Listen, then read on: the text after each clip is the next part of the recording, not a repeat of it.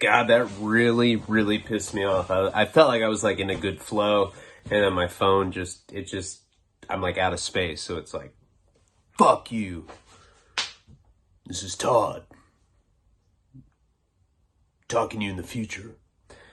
No, but, that particular day, Beast was over. We've been drinking, we've been smoking Winston's all day at my parents' house. It was like one of those houses where they both worked, they're never there, and I'm like one of those guys that's never alone. Ever. I have a pice under the desk right now. Shut up, fool. Make me a soup. No, I'm just kidding. But, he's like, hey, do you want to smoke weed? And I was like, what's weed? He's like, marijuana. I was like, oh my God, man, that's drugs. I don't know. And I'd already smoked with this guy when I was 9, you know? I was like a little skater kid, and the neighborhood kids would just give me blunts, and they'd be like, yeah, here's weed, smoke it and fight people. I'd be like, okay. And then I'd like get stoned and I'd just like take off on people. Thing is, though, is I wasn't getting stoned first couple times that I did smoke weed. And so I remember he made this like makeshift bong out of like, like one of my mom's like Tupperware bowls, and like he put a pen and some foil. It was like some really creative shit. And it like barely worked. And he had like wheat. He had like a sack of weed in like aluminum foil. Now we had that porno tape of the girls that would bend over on the row of girls that would get their asses licked, that for some reason I was like a big time fan of. Like, if they were ever going to be live anywhere, if it's like the girls that bend over in the row naked with their asses out, I'd be like, dude, let's go see them. Those guys are really talented.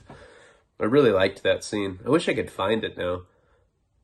I think it was the name of the porn was Stripper Nurses, which you could probably find on Pornhub, and you can probably find the scene that I'm talking about. I'm all acting like I haven't done that. It's on Pornhub. It's Stripper Nurses. I'm sorry. So we're like smoking weed or whatever we're attempting to out of this like makeshift bong. My dad is like, I smell something. He doesn't talk like that, but he's like, guys, I smell some marijuana. My dad smokes all the time to this day. It's like a stoner. And I'm like, oh my God, we're fucked. He's like, oh, I have Stripper Nurses. I'm like, just put it in your backpack. So he had like this porn in his backpack, and I remember my dad just like bust the door in. I think he like, just something dramatic. He like broke the knob or some shit. Comes in. He's like, what are you guys doing? And, Beast is, it's Todd. It's like this, he's like, nothing. I'm just about to go drive my Chevy. My dad's like, what the fuck? You're like 11. He's like, whoa. My dad's like, what's in the backpack? I smell smoke. And, Beast is like, I'm not giving you the backpack. So he like runs out of the house. Beast is, my dad chases him.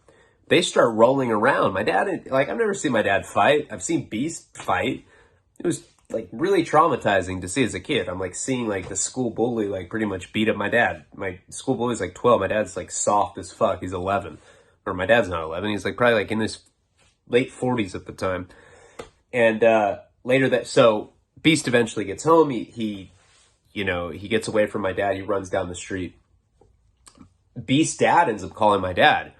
He's like, hey man, you ever put your hands on my kid again, I'm going to come over there, I'm going to fuck your ass off. And his dad was like a redneck, He's like one of those guys that, that had like, he'd wear like AC/DC scarves and shit. He'd be like, dude, check out my AC/DC scarves. I'm like, dude, that shit's fucking wicked, bro. So I already know. Fucking love AC/DC. He used to beat Beast up all the time. He was a piece of shit. But he checked my dad. He's like, don't ever touch him again. Anyway, I'm sorry that I went into that like backstory about Beast and the porno stripper nurses and all that shit in one of the first times I ever smoked weed. And then he get in a fight with my dad or whatever. But he was the guy that had gone up. We had pulled a lick together. One day when I was just at school, he has me go up and steal a lot of bud. The bud that we stole pretty much kickstarted his career as a drug dealer, and he has been up until recently. He just got busted like a couple years ago, I think. Like it majorly busted. I believe he's in the feds right now. My dad had sent me the newspaper article when I was in prison a couple times ago, and I was like, damn. He got busted with like 100,000 grams of wax, manufacturing it illegally. He got caught with like multiple pounds of mushrooms, thousands of painkillers, you know, big boy shit. He's probably doing some serious time right now. And he was the guy that, you know, basically I told him, like, hey man, this guy Justin came to my house and he was looking at videos of like kids and shit doing sexual stuff, and Beast is like, what the fuck? What the fuck? I'm like, yeah. So we came up with that plan, and we had gone up to that house, and Cindy was there, and I posted a picture of her. She's a nice person, and I've been friends with her for I mean, probably known her now 20 years, something like that, you know? I could probably get her on the show. I don't know, she's living with some billionaire. She has like a sugar daddy or something. She's married to him, actually. But I could probably get her on the show. But she was one of the girls that was there. There was always the rumor that her dad had molested her that I had talked about. And she was kind of like one of those bimbos that, you know, it's one of those rare bimbos. I'm all talking about it. I'm like, yeah, I've been friends with her for a long time. Let me tell you about this slut right now. She actually is a nice person, you know, and I don't want to emphasize too much that she's some cum guzzling whore that I came on her face, and she got a reputation for doing that, and then she could never let it down. I don't want to do that to her because I'm not a piece of shit like that. I really did like her though. I didn't like her, but I always felt bad for her because she got passed around. You know, it's like one of those rare, good-looking girls that doesn't know her value, and everybody just kind of exploits her. Or maybe she just loves dick. I don't know. Maybe I don't have to, you know, get all fucking Maury philosophical about it. You know, some chicks just like dick. Some dudes like dick. I like dick. What up, man? I'm Ryan. I like dick. So she was one of the people up there.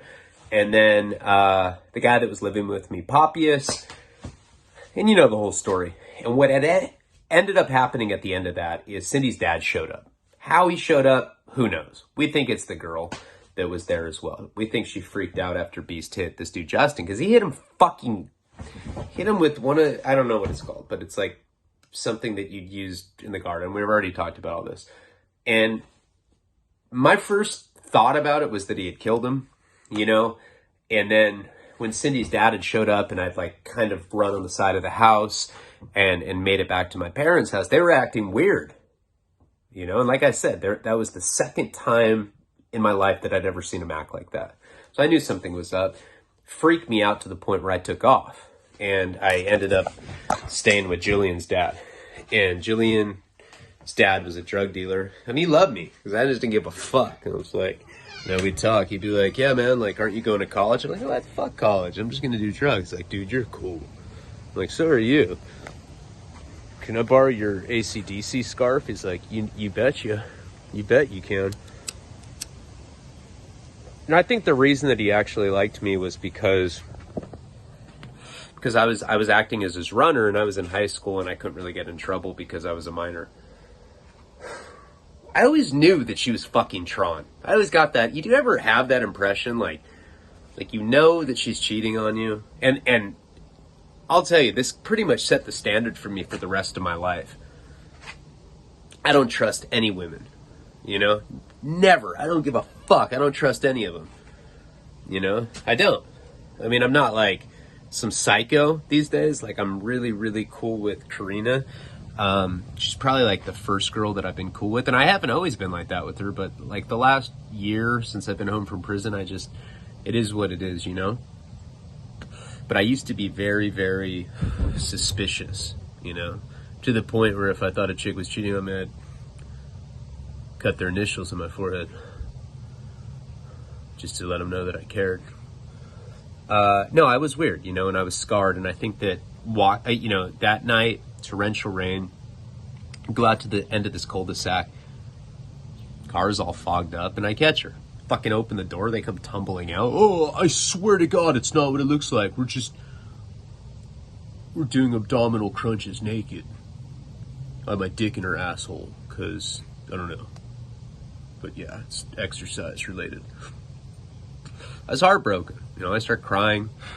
End up going back to Jillian's dad's house. And at Jillian's dad's house, you know, we had a good enough relationship where I told him what was up, you know? And I'm like, hey man, like, I'm just gonna be completely honest with you, kinda. Your fucking daughter's a fucking whore, dog. Yeah, she's a fucking bimbo slut. Fuck that bitch. She's like, yeah, I hate her too, man. Fucking wish I didn't have her fucking kids, man. Don't ever have kids. They're fucking stupid. Alright, so he'd be like, and I'm being serious, this is like pretty close to the conversation I had with the guy. He was like some total sleazebag. But things started getting really awkward with Jillian, because obviously, like, I've never been the kind of guy that gets cheated on. I'm like, oh, it's all good. I'm sure you didn't mean it. No. You know, I'm the kind of guy where, like, if a chick cheats on me, that's it. It's a wrap, you know? And I just move on. So I had already, like, made the conclusion in my mind that I was done with her. Thing is, though, is that I basically had run away from home. Like, I hadn't told my parents where I was. My gay neighbor, Ryan, had driven me out to Isla Vista, the college town where where Jillian's dad lived. By the way, Jillian and Cindy's name are both made up. Those aren't their real names. I don't want to, like, put, even though I posted pictures, Cindy, but, you know, a lot of times I just change people's names to, I don't know why I do. I don't really care. I'm a piece of shit, but I don't know, out of respect or something. But then I post pictures. Things started getting really weird, you know? It's like, I've seen this happen in other situations as I've gotten older, not with me specifically. That was probably like one or two cases where I directly like knew, well, that's the only time I've like walked in or walked up on that happening to me. And it's funny, I've seen this in like with other guys. When a girl gets caught cheating, like she'll lie, you know, girl. I mean, men do the same thing. Lie, deny. And then like once the other person breaks up with you, like, fuck you, I'm cool. Bye. And which is what I did. She's like, fine, I'm gonna marry Tron. I'm like, what the fuck? I knew it. Fucking whore. So right away she was with him. And she lived with her dad. You know, she, for a while, like, so I dated her pretty much for an entire year. And when I first met her, she had her own apartment by the community college in Santa Barbara. But by the end of our relationship, if you could even call it that, she was living with her dad as well. And I was staying there. So I'm sleeping on the couch. She's living there and there's like a 2-bedroom, right? It's like a duplex type thing. She's staying in 1 bedroom. I'm sleeping on the couch and I'm like hearing her get get piped down all the time. Yeah, piped, because the dude was hung and I'm just some straight, I got a corny ass little dick. Whack. What the fuck? Serious? This is what I got we're talking about bulges today. She's like, yeah, bulges are cool, you know, like when dudes have them in sweatpants. I'm like, what the fuck? I don't have that. The only thing I have is a ball bulge. Does that count? She's like, no, it stinks, too. So it got like to the point where I just couldn't take it. You know, it's not like how it is now where you have a phone and you can like listen to Spotify or something when your ex is getting banged. I had to just sit there in silence, you know? And like, I'd hear her be like, yeah, fuck Ryan, he's a fucking lame. Like, she'd do it so that I could like hear her, you know? So eventually I'm like, you know what? I'm out of here. So I end up going back to my parents' house. Now, in my mind, this is the weird thing, okay? I'm 17 at the time. And when you're 17 years old, you know, when something like really traumatic happens, like I was in this situation and I saw this guy get really badly hurt. Like, it's an image that I can't shake for sure. You know, seeing him like crawl to me and like ask for help and he's just like leaking as bad as he was. But when you're 17, when like something else, when like another major event comes, it seems to make you forget about the other one, if that makes sense. So like the trauma of this dude getting beat up and me possibly being implicated in attempted murder or whatever the fuck. I didn't know if he died. I still didn't know what had happened. But then getting a relationship ending, me catching my chick cheating on me, totally trumped it. So I'm just like, fuck it, I'm going to go home. Jillian's dad had hooked me up, you know, just because he's like, hey, just because you're not fucking my completely worthless whore of a daughter, I'll still give you cocaine. Consequences? Boring. So what? Well, he ends up giving me like more coke than I'd ever had. I think he gave me like a half key or something, which is like 500 grams. I forget, but whatever it was ridiculous for a high school kid to have. So I end up like, I show up at my parents' house thinking I might still be getting arrested or whatever. And I'm like, show up with this like, it was like a, I don't even know how to describe it. Like, it wasn't a duffel bag, but it was like you know, when you go to like a grocery store and they give you reusable bags, it's like a sack with handles. It was like that. It was like just full of coke. And it just like showed up at my parents' house, rang the doorbell. They open it. Where have you been? And I'm like, nowhere. What's in the bag? I'm like, nothing. You guys are fucking lame. They're like, oh, go to your room, right? So I'm thinking in my mind, I'm like, okay, I'm grounded because I left. But what's up with the guy that I may have killed? What's up with that situation? I kind of just go to my room, and Poppius is back now, my boy that was living there. So I go to my room and I just shut the door. I wait for a little bit, and then I end up like going into his room. And he's like, what's up? And I like dump out the coke on his bed. I was like, this is what's up. It's like, you know, bagged in individual ounces. And he's like, his eyes just light up. He'd never seen that much coke before. And he's like, dude, do you know what happened? I'm like, no, tell me. So he tells me the whole situation. And he said that what had happened is that Cindy's dad had showed up at the house. He'd gone around back. He'd found Justin in the state that he was. He ended up taking Justin to the hospital.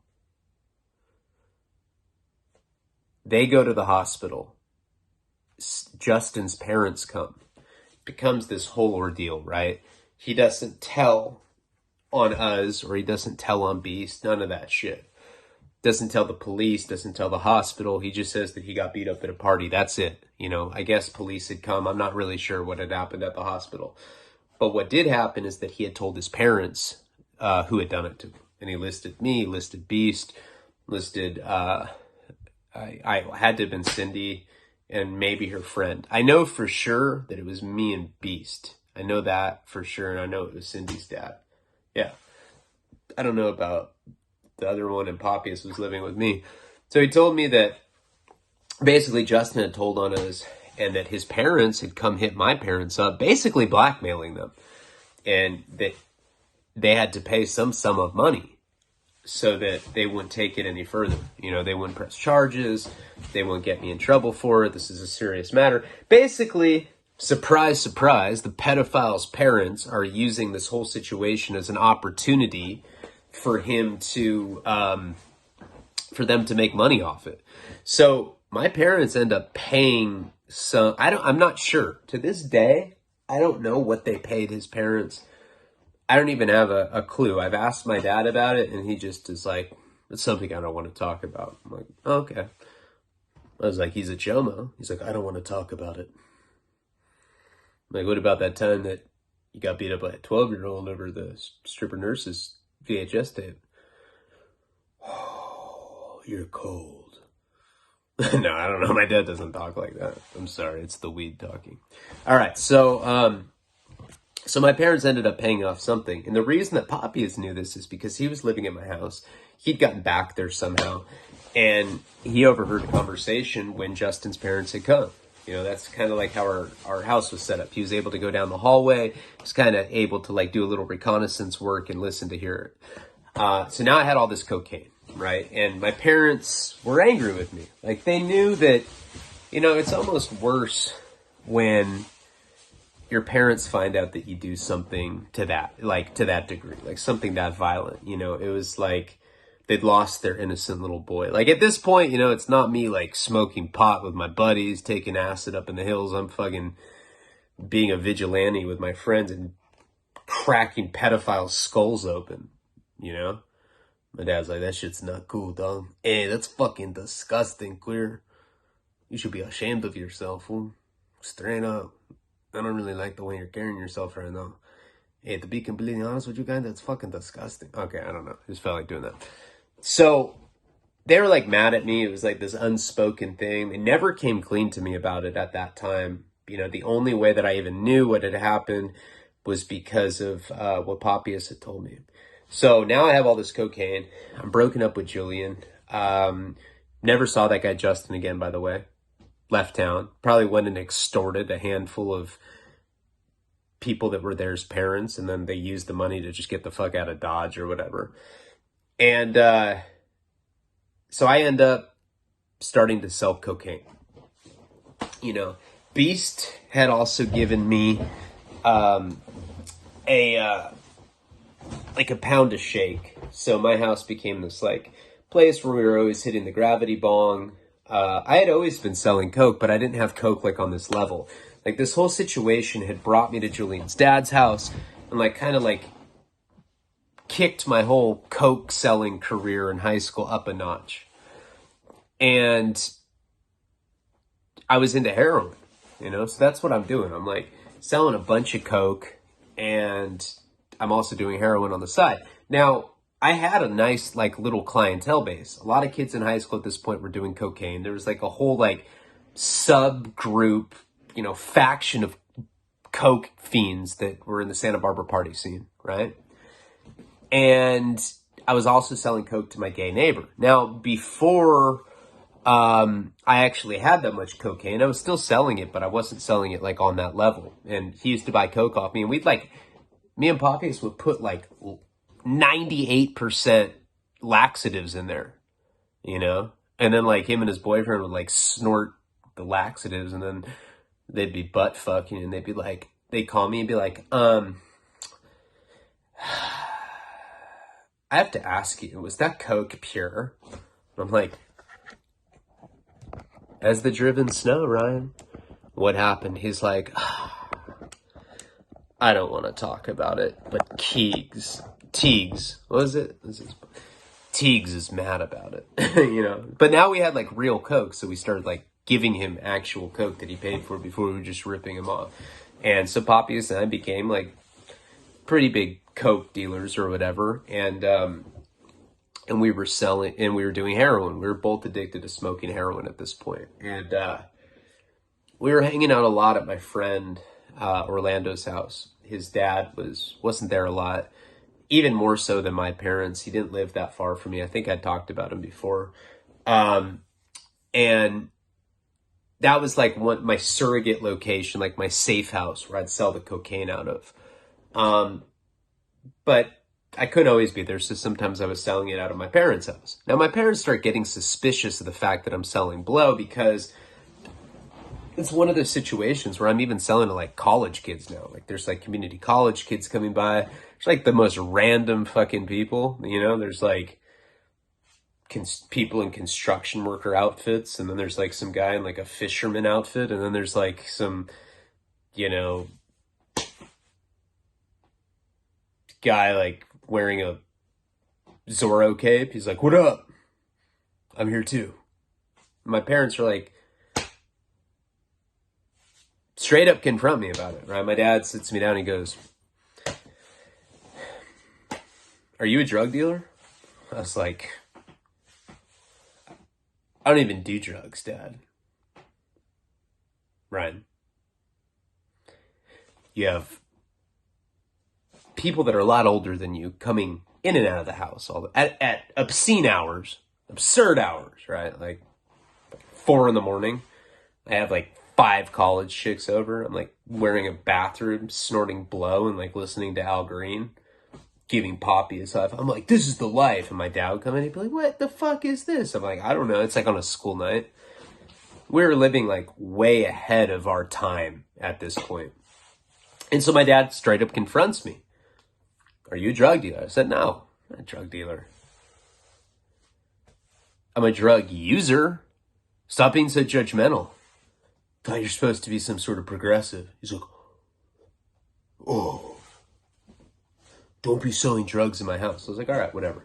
So like that was like, after he confronted me, he's basically on it. Like he knows what I'm doing, and he's trying to bust me, right? He's like, that's how my dad was. My dad was like a de facto detective in most of the little adventures that I got in. Like he'd show me some of his like it was insane. I felt like I was watching some like 80s like noir movie or something. He'd have like maps of Santa Barbara with like little markers on them and shit. I was like, what the fuck? It was, he would print my phone lists out and like highlight them, and he'd like be making like binary pattern out of the phone number. It was really weirdo shit. I think my dad does crystal meth or something. I don't know, probably not. Maybe. But anyway, he really like went out of his way to like be a narc. Like he was a straight narc. You know, he was always busting me and my friends doing stuff. So one night, and Papias was, you know, he was like one of my runners, really. I mean, before I had gone to Jillian's dad's house for a few days, we would get coke, but it wasn't much. Maybe we get an ounce, maybe we get a half ounce, maybe we get a ball, break it down into grams, sell it to the high school kids, do our coke and heroin for free, and that's that, right? Now that I don't remember the weight that I had. I want to say that I had a half key or something, which, you know, like 500 grams. It sounds about right. Something like that. You know, it's close to like, it was like more than a pound. Pound is like, I think 444 grams, something like that. It was more than that. And, you know, now basically he worked for me because I was the one that had the connection. So a lot of times, like when someone wanted to meet me down the street or whatever, I'd send him. I had a cell phone at that time. And I think another reason that my parents were getting suspicious is because I started having like a lot of money. I'd wear like 2 nice watches. I was like, yeah, I'm that guy. I'm like, check out this cologne. It's like $700 a bottle. I'm just going to light a flame and use this expensive cologne to make a big, you know, fireball with it. My dad's like, I know you're a drug dealer. And I never admitted to him. So I had this cell phone, but I would turn it off, you know, at a certain point, because I learned even at that young age that there's basically dope fiends that will call you at all obscene hours of the night. No, I'd have people show up there all the time, and it's coke. I wasn't selling heroin. Like, come on, man. I really need a line right now. I really got to talk about like the career that I want to do that I haven't talked about in like 14 years, but I'm really feeling like talking about it. Can I please have some coke? And so I turned my cell phone off, right? But people that bought coke from me, right? I'm selling a lot now. You know, I got people that have like big habits, you know, selling some news anchor an 8-ball of coke a day. I'm a kid, but because Jillian's dad was an adult and he was a coke dealer, he had given me a lot of his clients, whatever. So the people that were like my regulars figured out that I had a landline number. So one night they call me on the landline. My dad picks up on the other line. So he hears the whole thing. And it was like one of those really bad conversations where someone's like, hey man, it's Marty. I don't have any money, but I'm more than willing to suck your cock right now for some cocaine. I'm like, I don't know, man. I got school tomorrow. Can't really do it. Gotta go. I'm just joking. But it was like something to the effect where someone had asked me for coke.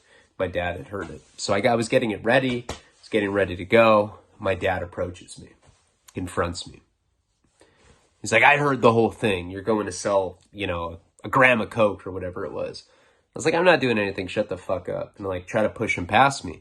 Now he's got like a portable landline phone in his hand. Throws it at me. Hits me in the face. Hits me hard. Like makes a mark. Blood's coming out of my face. I fucking crack my dad. Hit him as hard as I can.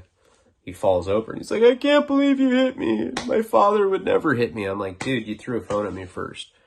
He's like, you're not going to get away with this. And I felt horrible about it. You know, even at that age, I was a punk-ass 17-year-old kid. Even back then, I felt horrible about it.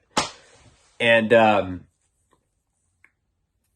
my dad ends up calling the police. Now, that night, it was raining, right? This was in the raining season. It was raining when I was at Jillian's house, too, when I had caught her cheating on me. Cops come, right? Cuff me. You know, Papias is there. I'm like, flush the coke. He's like, I'm on it. He's like, it's in like slow motion, and he goes into the room and he takes care of the coke. Cops cuffed me right away. Mr. Leone, we're going to charge you with assault and battery. We're going to take you to Juvie. We're going to take you to Juvie. I'm like, I don't give a fuck. You know, I'm listening to a lot of Tupac, a lot of Eminem at the time. I don't give a fuck. Loosen up the handcuffs, homie. I was just one of those guys. You know, you see those like on Facebook, like parents are sharing like clips of their punk ass kids. Now I was that guy. So I'm cuffed. They sit me down on the couch and they're like, listen, all we want you to do is apologize to your mom and dad. I'm like, fuck that. Look at that whore. Fuck you, whore. Fuck you, dad. You're a queer. You like fucking men. Spit right on my dad, right?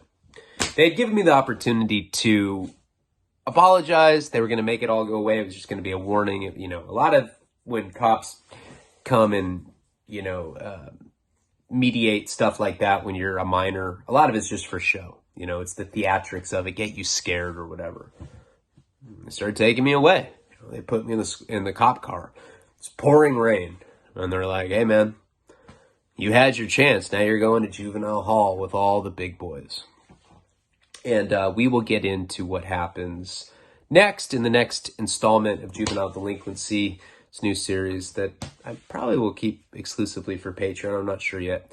I know it was short. You know, the other video that I did was, I think, 11 minutes. And now you got like a 30-minute video. It's like 6:37 in the morning now. I wanted to give you guys something. So I hope you understand. I'll definitely be doing something tomorrow, but I got to get some sleep or I'm not going to be able to do anything. And I got shampoo bottles to fuck with my ass. Palabra.